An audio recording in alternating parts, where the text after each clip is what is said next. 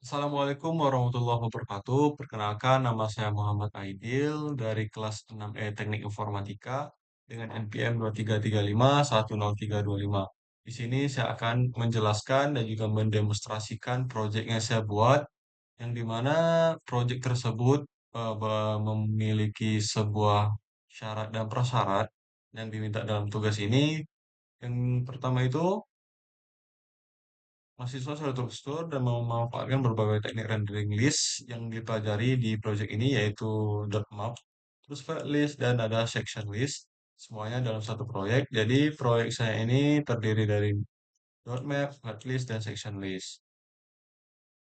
Nah, untuk ini ada ketentuan implementasinya, ada halaman ringkasan mata kuliah dengan menggunakan dot map, terus ada daftar pertemuan menggunakan list, terus ada jadwal per hari menggunakan section list. Seperti itu kurang lebih.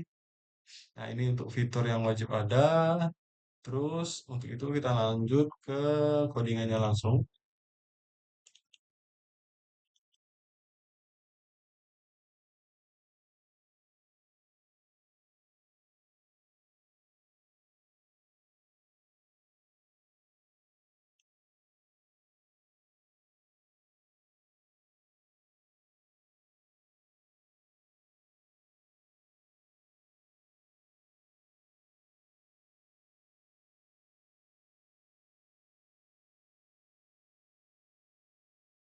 Nah, di sini kita sudah masuk nih ke dalam codingan di project saya, yang dimana project saya ini dengan saya kasih judul yaitu penjadwalan kuliah, ya, sistem jadwal kuliah yang saya buat ini di sini. Nah, di sini ada beberapa folder atau directory yang saya gunakan untuk membuat project tersebut. Nah, bisa dilihat di sini ada beberapa file, di sini ada layout untuk mengatur layout dari project saya. Terus di sini ada index sebagai komponen root atau komponen parentnya. Terus selanjutnya ini ada file jadwal.tsx yang dimana ini merupakan bagian dari file jadwal. Contoh nanti ada file untuk jadwal-jadwal mata kuliah itu di sini. Terus saya pertemuan ini merupakan bagian halaman pertemuan. Misalnya dia udah ngelakuin pertemuan apa aja nanti tercatat di sini. Kurang lebih seperti itu. Lanjut kita ke pendemoan. Kita lanjut buka ini.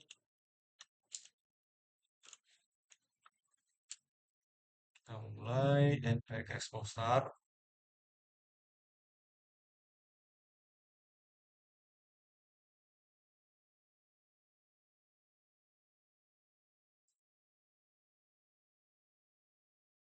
Nah, ini sudah terbuka untuk project saya. Kita buka via website saja.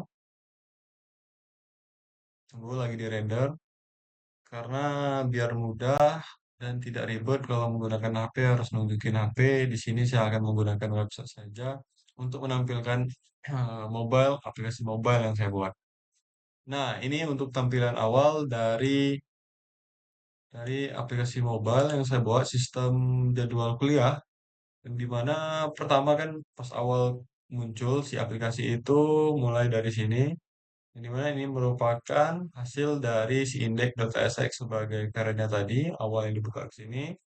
Terus juga di sini perlu saya tegaskan lagi, untuk data dari semua ini itu berasal dari data.tsx. Nah, di sini merupakan eh, data yang dimana ini merupakan data statis ya, di mana telah saya deklarasikan ini untuk ID-nya mata kuliah satu, mata kuliah 2, dan seterusnya. Terus juga ada data pertemuan list, ini untuk bagian pertemuan. Itu diambil dari data ini, data statis, data yang tetap gitu, jadi tidak dinamis. Jadi saya deklarasikan, saya inisiasi ID-nya P1, pertemuan sampai pertemuan 12. Dan minimal itu ada 10 pertemuan untuk di requirement kalau saya.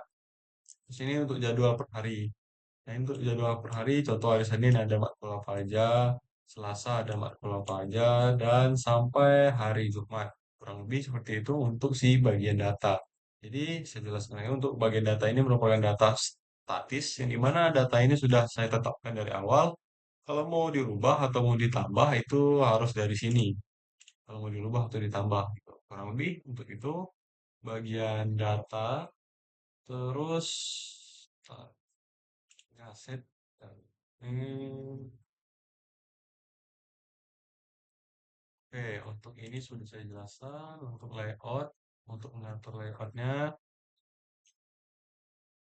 terus indeks untuk bagian halaman ringkasan ini, terus jadwal untuk halaman penjadwalan ini. Nah, pertemuan ini untuk pertemuan, terus ini baru untuk jadwal, jadwal TSX, ini pertemuan untuk si pertemuan. Ini pertemuan, ini penjadwalan, penjadwal kuliah. Hmm. Oke, sekarang kita fokus ke bagian index.tsx sebagai implementasi atau requirement dalam tugas ini tentang ini sebagai halaman ringkasan mata kuliah itu .NET. .NET. Nah, oke, kita fokus di sana. Nah, di sini di dalam index.tsx itu merupakan bisa dilihat di aplikasi mobile ini ada data yang ditampilkan oleh si aplikasi tersebut, ada berupa daftar mata kuliah yang telah diinput oleh si user secara statis gitu. Ada pemrograman mobile, basis data lanjut, jaringan komputer, kecerdasan buatan, sama rekayasa perangkat lunak. Nah, dari setiap card atau setiap ini, bisa dibilang ini card, memiliki kode sama dosen, nama dosen kan. Ada nama dosen ini, Budi, dan seterusnya. Nah, itu fungsi, itu bagian atau yang ditampilkan oleh di bagian ringkasan halaman. Juga di ringkasan halaman ini menggunakan .map kan. .map tersebut juga mencakup pada array mata kuliah, di mana bisa dilihat di sini. Nah, di sini merupakan array mata kuliah. Mata kuliah list.map dia akan menampilkan berdasarkan mata kuliah ID yang berada di data.tsx nih. Nah, jadi dia akan menampilkan ini nih berdasarkan mata kuliah, misalnya mata kuliah satu ya. Mata kuliah satu itu pemrograman mobile, nanti dia akan menampilkan pemrograman mobile berserta nama. Terus kita lihat dulu di sini. Nah, ini dia akan menampilkan berdasarkan mata kuliah.id dengan stylesnya card. Terus view-nya header. Nah, itu nanti di bagian style dipanggil kan headernya. Terus ini untuk bagian color-nya dan seterusnya. Terus juga ditampilkan lagi ini untuk bagian linear gradientnya di bagian sini. Sini ini juga ada linear gradient, ini juga ada. Oke. Nah, selanjutnya dia akan menampilkan semua ini berdasarkan array dari data kita. Seperti itu kurang lebih untuk di bagian halaman ringkasan yang menggunakan teknik .map. Terus selanjutnya itu ada halaman pertemuan di sini. Ini merupakan halaman pertemuan yang dimana ada kurang lebih ini ada 12 pertemuan dan saya jelaskan tadi juga minimal kan itu ada 10 pertemuan. Nah, di sini saya membuat 12 pertemuan dari setiap mata kuliah gitu. Jadi ada pertemuan dari pemrograman mobile, ada judulnya, juga ada tanggalnya. Sesuai dari data.ts, data dari TypeScript tadi. Terus juga ada pemrograman mobile, ada judulnya, terus ada tanggal, terus juga berulang-ulang itu merupakan dari data berasal dari nama mata kuliah, terus ada judul, terus ada tanggal, dan akan di-repeat atau diulang secara terus-menerus berdasarkan data dari sini. Pertemuan list, nah ini jadi dari pertemuan 1 sampai pertemuan 12 akan di-repeat. Nah, itu jadi untuk pengulangan data ini itu menggunakan yang namanya teknik flat list gitu. Sesuai dengan perintah tugas tadi juga harus menggunakan teknik fairless. Nah, teknik fairless ini berbeda juga dengan teknik map tadi yang di index.tsx bagian ini kan kita menggunakan mata kuliah list map kan dia kan menampilkan data sesuai dengan ID yang kita targetkan kan. Terus kalau si bagian ini, pertemuan ini, flatlist lebih optimal untuk daftar yang panjang. Contohnya kan ini kita 12 ini bisa saya tambahkan lagi. Kalau misalnya datanya saya tambah lagi, dia akan terus tambah. Dan ini, ketika daftar atau datanya itu banyak, itu flatlist lebih unggul ketimbang dari .map gitu. .map kan cuma segini nih, 1, 2, 3, 4, 5 doang. Berarti itu optimal lah istilahnya. Ketika kita menggunakan flatlist, itu diperuntukkan untuk kita akan menampilkan data yang banyak ataupun panjang gitu. Nah, itu menggunakan flatlist juga berfungsi untuk menghemat memori ketika ingin menampilkan sebuah data gitu. Itu fungsi atau keunggulan flatlist dari di .NET. Terus di bagian flatlist kita ke pertemuan.tsx. Nah, di sini konteks flatlist ini ada 4 wajib yang telah saya tampilkan atau saya letakkan di codingan saya. Itu yang pertama itu ada kayak ekstraktor. Nah, kayak ekstraktor itu, nah di sini ini berdasarkan item.id, kita lihat di data,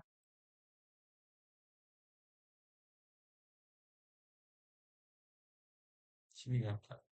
Pertemuan berdasarkan item.id dan itemnya itu nih pertemuan item ini berdasarkan ini, terus dia akan menampilkan dan dia akan memasukkan ke dalam style card. Nah, ini akan ditampilkan di sini berdasarkan data.jts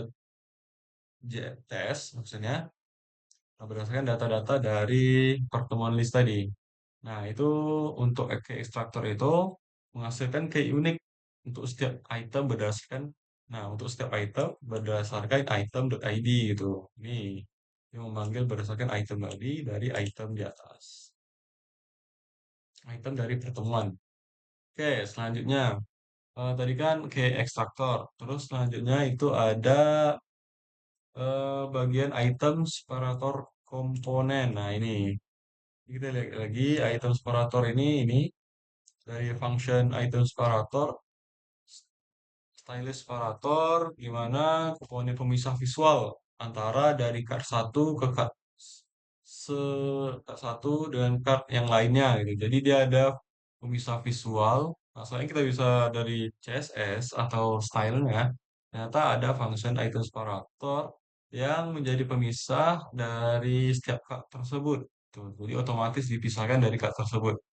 Dan hasilnya bisa kita lihat ada jarak antar card tersebut. Nah, itu bagian kinerja dari item separator. Jadi itu dia untuk item separator. Oke, selanjutnya itu ada list header komponen. Ini list header komponen berdasarkan list header komponen, function list header. Ada dia ini. Nah, ini berfungsi, list header ini berfungsi untuk bagian judul. Sini kan ada daftar pertemuan nih, daftar pertemuan. Terus banner subtitle itu ada berapa eh, ini pertemuan list. Dia akan menampilkan total pertemuan list length, berarti ada berapa banyak pertemuan list yang ada di data di timestamp kita, terus baru pertemuan terdaftar. Nah, di sini list header berfungsi untuk pada bagian header dari aplikasi mobile yang saya buat. Terus yang kedua ada yang namanya list empty komponen. Ini ada function ya. List empty komponen itu berfungsi ketika data di pertemuan saya ini kosong. Nah, nanti akan ada yang namanya ini. Dia akan tampil berupa klip style composite komponen, empty container, yang dimana dia akan menampilkan belum ada pertemuan dan dia akan juga menampilkan data pertemuan akan muncul di sini.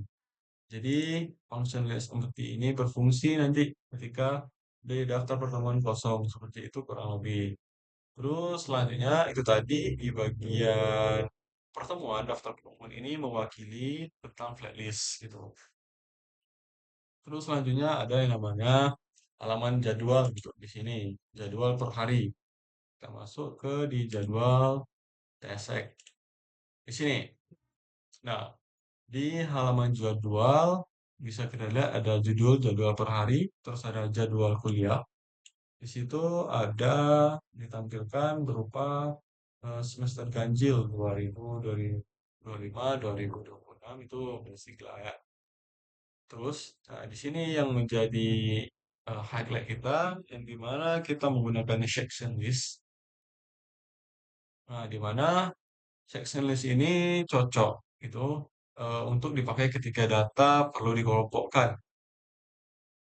Di mana perlu kita lihat kan di sini ada yang ditampilkan oleh aplikasi mobile ini ada hari, hari, terus ada hari mulai dari Senin sampai hari Jumat.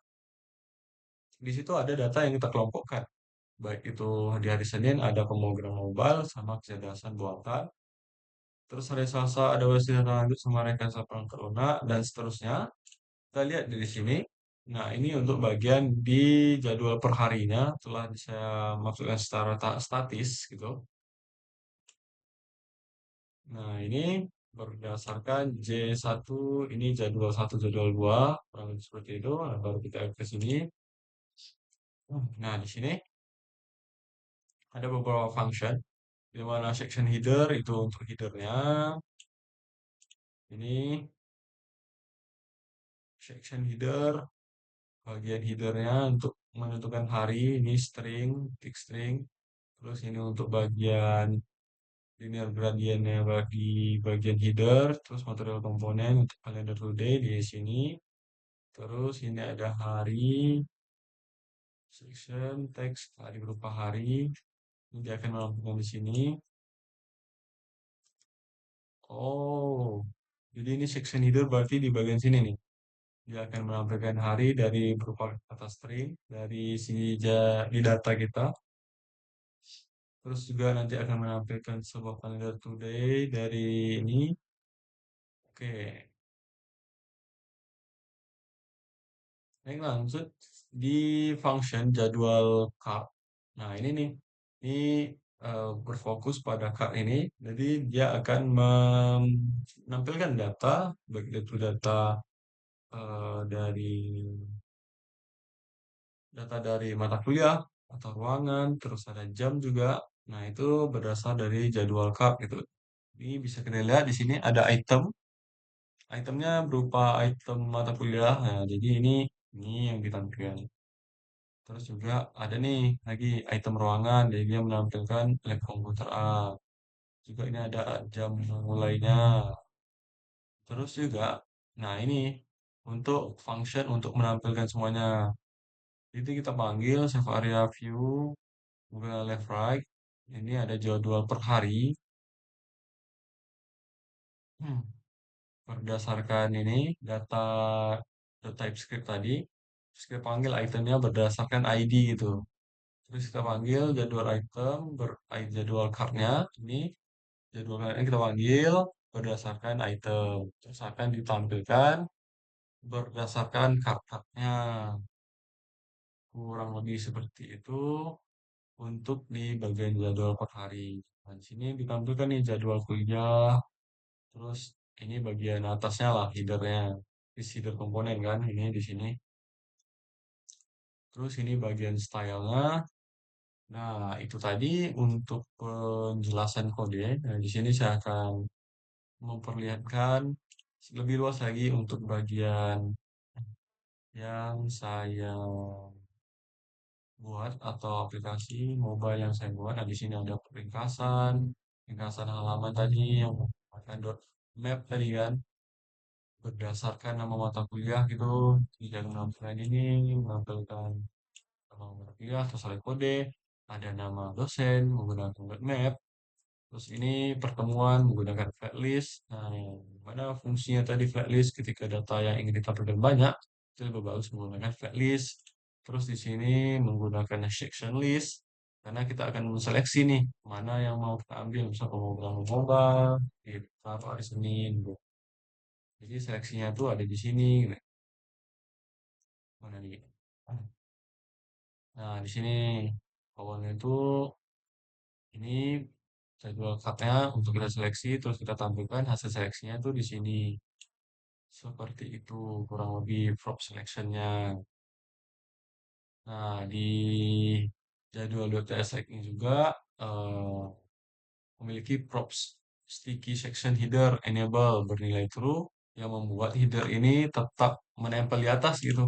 Nih, headernya masih tempel di atas, juga ini juga memiliki hal yang sama. Itu fungsinya. Ini juga, nah itu dia. Nah, ini merupakan eh, project mobile yang saya buat untuk ringkasan mata kuliah, jadwal kuliah, contohnya di teknik informatika. Jadi, kesimpulannya itu dalam satu proyek ini saya berhasil mengimplementasikan tiga teknik rendering tadi berupa .map, terus ada flat list, terus juga ada selection list, kurang lebih seperti itu. Terus mungkin cukup untuk penjelasannya mulai dari proyek saya ini. Lebih dan kurang saya mohon maaf. Wabillahi taufik wal hidayah. Wassalamualaikum warahmatullahi wabarakatuh.